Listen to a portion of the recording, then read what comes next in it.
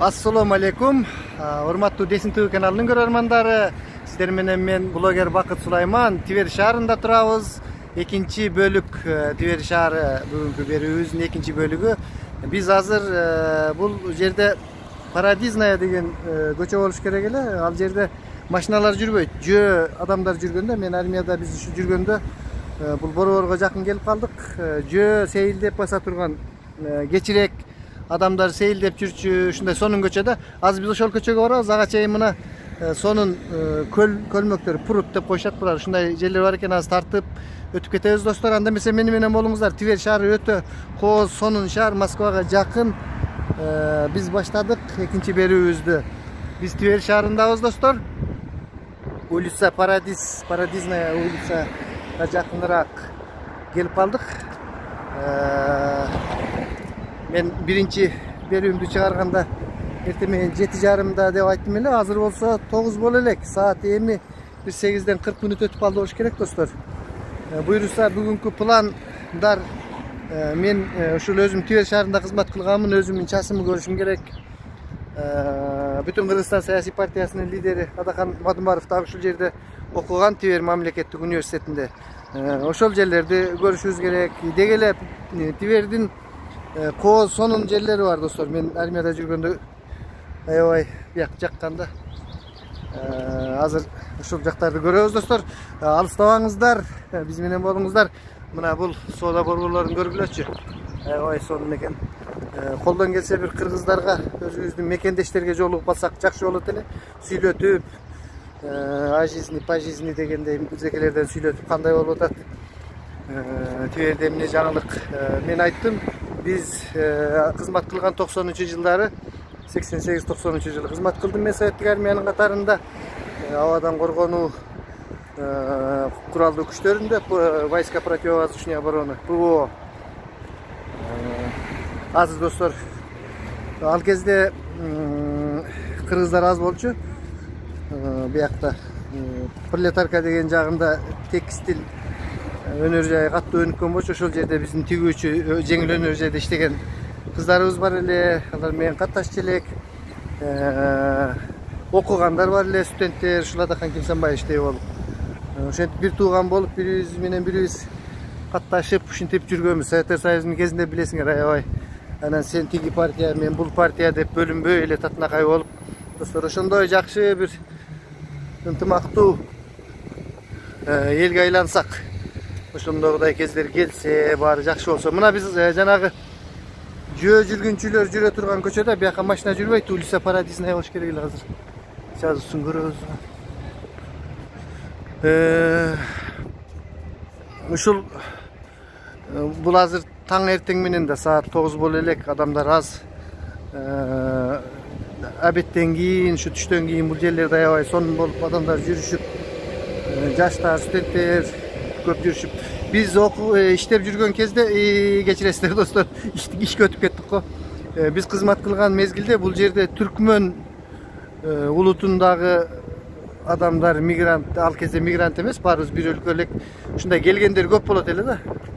Сулуу кыздар бар экен, узун көйнөктөрдү кийип алышып, анан увольнениеде оозубуз ачылып карап калчу элек. Биз анча мындай түркмөндөр кичине акырын сүйлөсө түшүнөсүң, бирок тез сүйлөп койсо түшүнө албай каласың. Негизи алар менен ошондой сүйлөшкөндө түшүнбөйт элек да.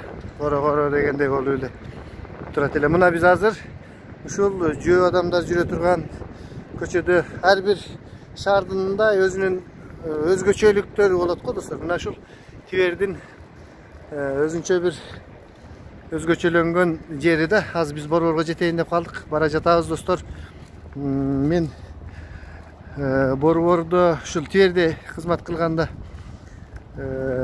мончолору бар эле да. Бизде баягы өзүбүздүн полктун мончосу ремонтко болгондо, анан ушул мен өзүм мончо жиндимин. Жашыман бери эле өзүм ушул спортто жүрүп, анан баягы жумасына бир жолу баняга барып, ошентип эле үйрөнүп калганбыз армияга чейин эле. Анан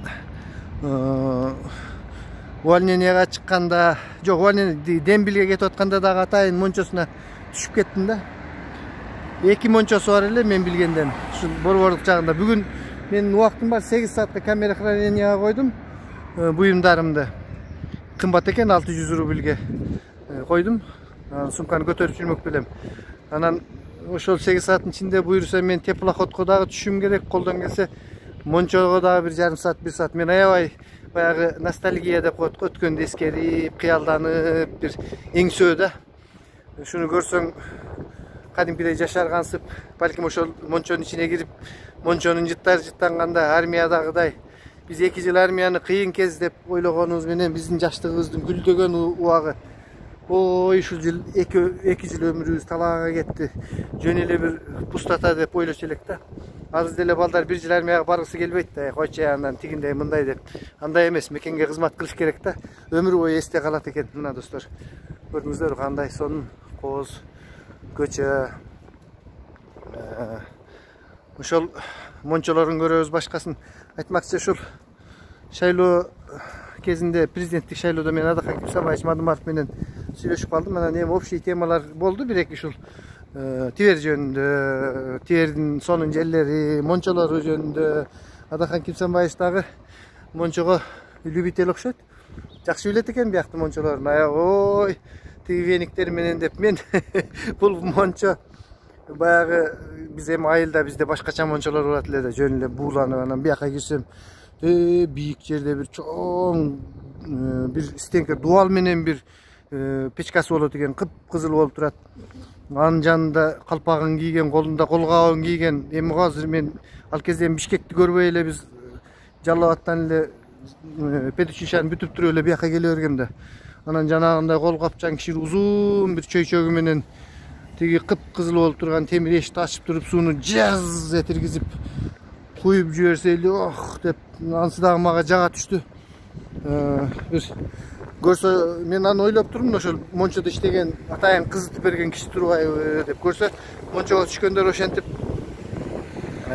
суу чачып ошондой эмелер. Мен мына кийин достор өзүм массажист болуп ушул көп Мончо менен көп байланыштуу. Эми баягы адам өзү жактырган жерде иштеп жүрсө көп болот го. Массажда көп иштедим, парильщик болуп иштедим. Ал орустардан 10 эсе кыйын специалист болуп кеттим да. Достор, ошондой баняларды дагы бир көрүш керек. Суусун, Волганын бою аябай кооз достор. Волга жанагы теплоходдор бар болсо керек. Ал кезде бир 50 тыйын беле, 1 сом беле ошого бир 2 саат айланып 88-90 жылдар сойдун ырлары перемен танда перемен деп ырдап. Анан Наташа Королева деген кыз бар эле, анын ырлары ошол теплоходдо жаңырып турчу эле да. Третий лишний ты же знаешь деп. Сонун ырлары бар эле. Кийин ал кыз Америкага кетип калды, иши кылып айтор жок болуп кетти. Анан Звездная деген кинотеатр бар эле. Ошол Звездныйга барчу элек, көпүрөнүн жанында пельмени бар эле, ошонун пельменин жече элек.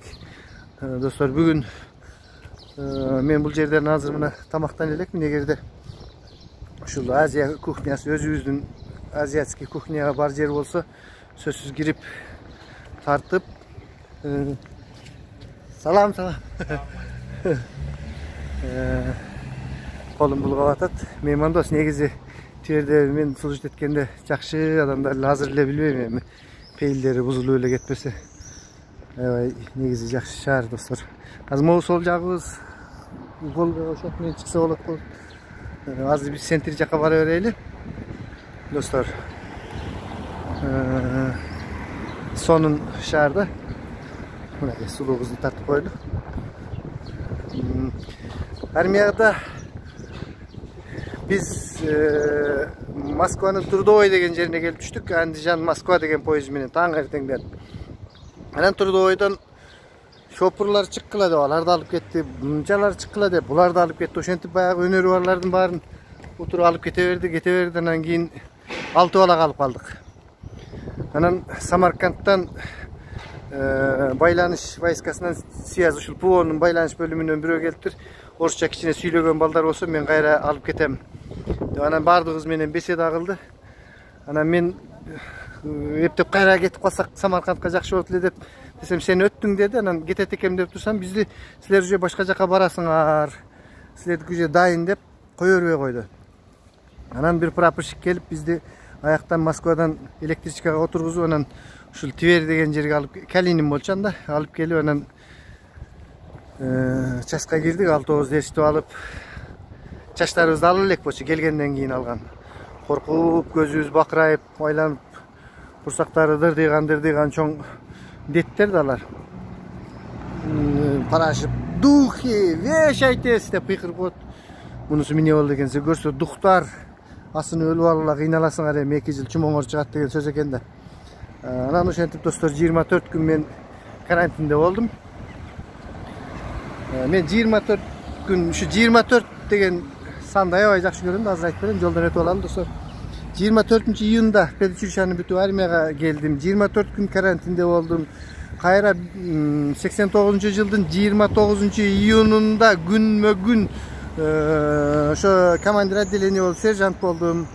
Сержант болгондон кийин бизде өтө устав эме болчу, кыйналбай. Ошол бойдон 1 жыл жыргап өтүп кетти достор. Мен 6 айда эле биз ашкананы бир база коргондук менден 6 ай мурун кызмат кылган жердешим Максат деген дос бар эле. Ошол дагы мен анан дагы бир орус үчөөбүз ашкананын үстүн крышасын жапканбыз да. Алар уста жаап эме кылышат, а мен жерден алып берип турам. Анан ошол 6 айдан кийин эле бизди отпускага көрсөттү. Анан отпускага көрсөткөндө Берке экөө бирөө кетти, Базин, орус Максат барбайм деп койду. Мага болсо эми 6 ай болгондо болбойт деп бир альбом подарить этишип, анан отпускага кетпей калдым. Анан ничего, кайра 1 жылдан кийин эле дагы жөнөтүштү. Отпускага үйгө барып келдим. Келатканда самолет менен учуп келдим. Мурда жалаң поездде кетип атканда дагы самолет менен кеткем. Ошентип достор мына карагыла, сонун. Бул жерде азыр адамдар аз. Ал эми түштөн кийин аябай сонун болот да. Буяк Василиса дейт. Мондай кичинекей статуэтканы отургузуп коюптур. Картины, изделия, украшения.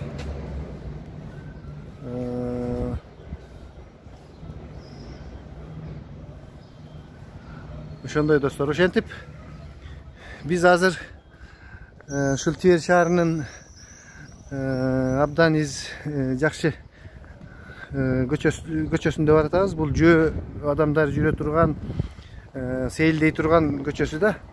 Бул жерлер сонун болчу. Биз увольнениеге келип алып басып адамдар көп. Ал кезде жашпыз.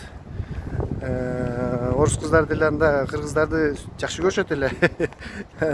Сүйлөп койсоң, солдат, а вы откуда деп сүйлөшүп, ошентип. Биздин өзүбүздүн дружбабыз бар эле, дружба группа деп коебу. Ушул жерде музыкалык, педагогикалык окуу жайдын кыздары бар эле да. Анан ошолор жаңы жылда, майрамдарда барышып, танцы болуп, парктар бар достор. Паркында көрөбүз. Ошентип аябай оюн күлкү Советтер Союзунун мезгилинде. Жыргал берде мен жакшы өзү Кудайыма чоң миң шүгүр. Мындай орусча везучий деп коет го, жолдуумун да. Негизи каякта болбосун жакшы жерлерге туура келем. Иши кылып жаман болсо дагы андан жакшыны чыгарабыз. Достор, мына бул дагы азыр биз тетиги Ленин көчөсүндө бара жатабыз. Ошол Ленин көчөсүндө жанагы мен айткан банялардын бирөөсү, мончанын бирөөсү Ленин көчөсүндө болчу. Экинчиси болсо, здрасте. Экинчиси болсо тетиги Волганын аркы бетинде. Бул Твер шаарынын ортосунан Волга басып өтөт да, достор. Азыр биз мына центрге келебиз дагы, анан ушуну менен видеобуздун экинчи бөлүгүн токтотобуз достор. Бул жердин анан кийин тарыхый башка жактарын көрсөтүп, негизинен мен биринчи ошол университетке барууга аракеттенебиз. Твер мамлекеттик университетине особый тапшырма боюнча баратпайбызбы? Кече бир менин көрөрманым мага личкама чалып, ушундай Адакан Мадымаровдун окуган жерин дагы тартып бериңизчи деп дедим. Макул. Мен өзүм армиядан кызмат кылгандагы сонун жерлерим баарын тартып. Убакыт бар достор, Кыргызстанга кетип атабыз. Булардын баары estelik bolup kalagan adam kayсы ubagында bolsa görө turgan bir berүү bolup kalat. Mına bul Vladimir Ulyanov'tun esteligi. Şu köçö Lenin köçösü bele je kийинкиси bele dostlar, men dagы көбүн унутуп калдым da. Azır görөбүz, men efirden çıgamın. Sizler ketpey turuңуздар. Mындан кийин dagы bir 4-5 ушундай кыска берүүлөрдү даярдайбыз достор. Саламатта болуңуздар. Сиздердин блогериңиздер Бакыт Сулайман. Биз Тивер шаарынын так борборунда турабыз. Көрдүңүздөрбү, мондай айлампа сонун жер. Тивер шаарындабыз достор. Мынакей